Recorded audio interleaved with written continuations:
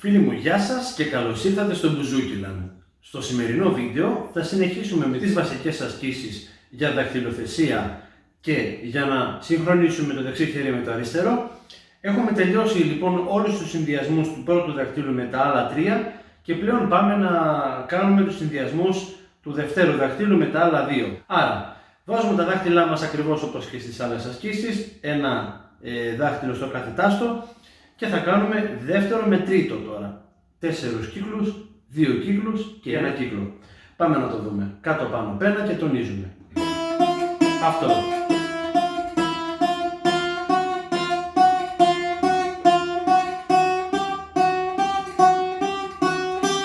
Πάμε μέχρι επάνω. Εδώ η οκτάβα μας όμως δεν θα είναι το ρε δίεση αλλά το μη, γιατί ξεκινήσαμε με το δεύτερο δάχτυλο από το μη. Άρα όταν φτάσουμε στο μη, γυρίζουμε με τον ίδιο τρόπο. 4 χρόνους. Και κάνουμε όλη την άσκηση όπως και τις υπόλοιπες. Στην ίδια φιλοσοφία είμαστε. Τώρα θα πρέπει να κάνουμε την ίδια άσκηση σε 2 κύκλους, δηλαδή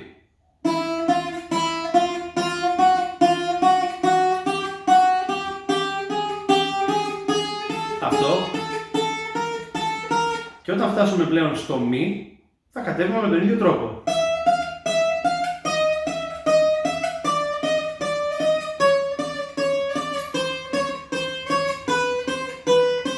Και ούτω καθεξής.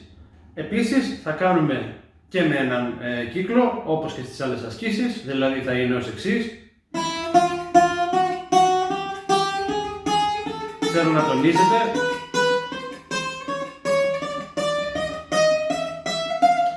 Και κατεβαίνουμε πίσω.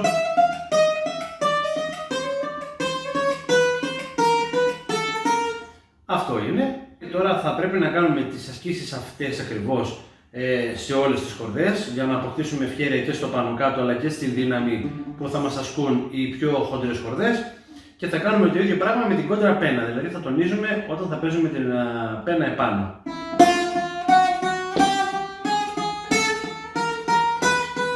Αυτό είναι σε ένα χρόνο, κατά τη στοιχεία σε 2 χρόνους θα είναι.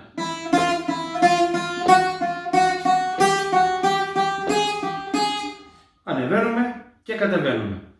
Αυτή είναι μια ωραία ασκησούλα. Σας ευχαριστώ που με παρακολουθήσατε. Αν σας άρεσε το βίντεο κάντε ένα like και subscribe και θα τα πούμε σε ένα από τα επόμενα βίντεο. Να είστε καλά!